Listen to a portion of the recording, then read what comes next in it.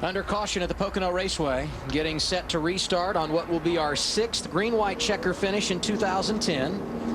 And remember, we get as many as 3 attempts at a green-white checker. Denny Hamlin will be the race leader when we get the green flag. And once he takes the white flag, we will not get another green-white checker. But if the caution comes out prior to Denny taking the white flag, we will reset the running order and try it again. We can do that 3 times. After the caution, or excuse me, after the white flag, the next flag will make this race official, whether it be a caution or, of course, the checker. This is going to be the most exciting first corner. Yeah, I was going to say of the day. This is not something. You remember when you were asking about 5 laps to go, stretch level go up? Yeah, you forgot to throw this part in for the leader.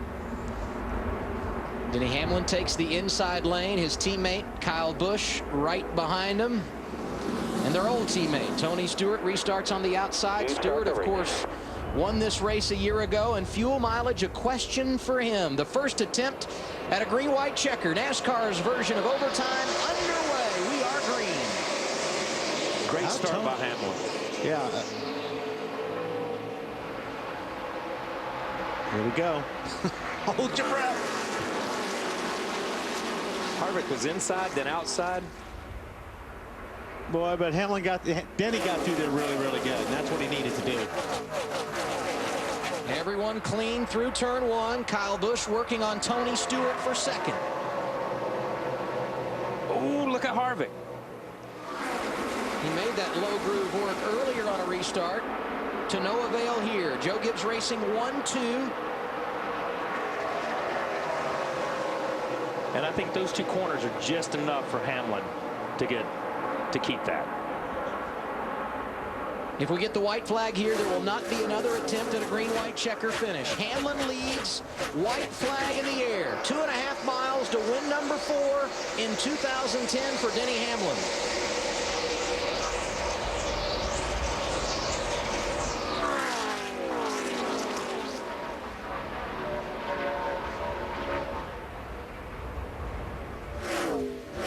Harvick's car is just a little too free to run up on Tony. He got a little bit loose right there in the middle. Is Kyle weaving the car? He had been cutting it. Oh, big. Big. Casey Kane gets turned around. Yeah. Greg Biffle involved. Mark Martin is there.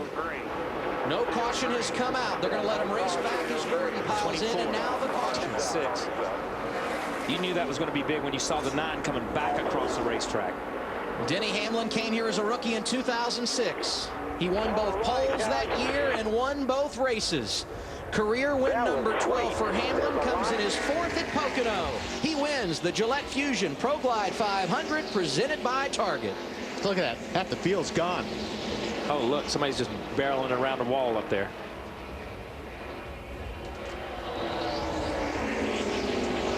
Newman. Yeah, this is going to be, they're going to have to sort this one out. Wow. Because I tell you what, that 9 car, you saw it hit and get up on top of the wall. And then the 24. Biffle was in it. Mark Martin was in it. Reagan was in it. Yeah, Reagan came into it late. Casey Kane out of his car. That's a good sign. You see the medical crews working with Jeff Gordon in his car. Greg Biffle, another one of those that had heavy impact. There's Marcus Ambrose. His window net is down. That's a good sign. David Reagan, who also got a part of that accident, just drove across the start-finish line. Yeah. There's still cars coming across the start-finish line that were in the wreck still. A number of drivers getting damage on a final lap crash. And the leader got a little damage as well. The celebration party for Denny Hamlin. And he ends up nicking the wall. Watch this. Yeah. Doesn't matter now. That's pretty impressive right there, though. I'm going to tell you. That's a long burnout. Is there... Okay, here we go. There it is. Oh, yeah. Oh, that wasn't just a nick in the wall either. All fun and games till you hit a wall. Yeah. I bet it hasn't wiped the smile off his face. He's in victory lane with Marty Snyder. And what an impressive day for Denny Hamlin, who at points in this race said, I'm just cruising. I'm out here riding, and he showed it late in the race, going from 16th to the win. Not bad for a guy who earlier in the week told me you were about a C on restarts. You did pretty good. But what was your mindset when that green-white checker came out and you were almost to the white flag? I asked Mike, you know, the bad part is I probably could have got to that white flag in time, but I started backing off just in case we needed fuel mileage, and he said, no, get that white as soon as you can. And I literally just kept focusing on that light, and I saw it turn yellow right before I got to the line. But we just flat drove through those guys, and it was similar to what our win was here last year, and just it was just a great car. Best it was all day was that last run. So just can't thank everyone from FedEx and all their employees, FedEx Freight, JGR, the whole 11 team, Sprint, Gillette, Coke, and Gillette. I need a clean shave for the. You got a clean shave. Yeah. But thank all them and Wally X and Toyota. This car is undefeated. 3 races, 3 wins. Dude, you're not supposed to damage the left front when you do a burnout, though.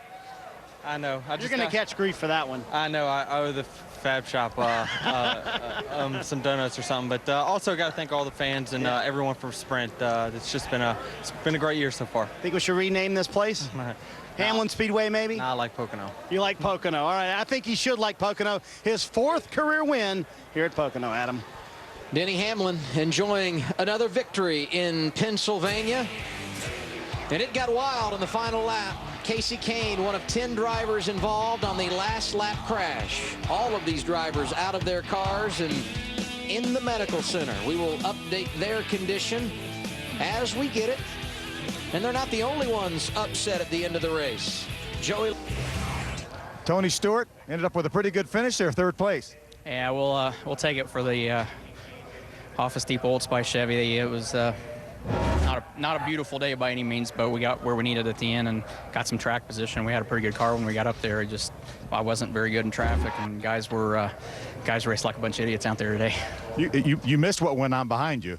No, I didn't. I saw it all day. I got to watch it. I just didn't see the big wreck at the end, so I got to watch it all day. Well, great run today. Way to get a top 5.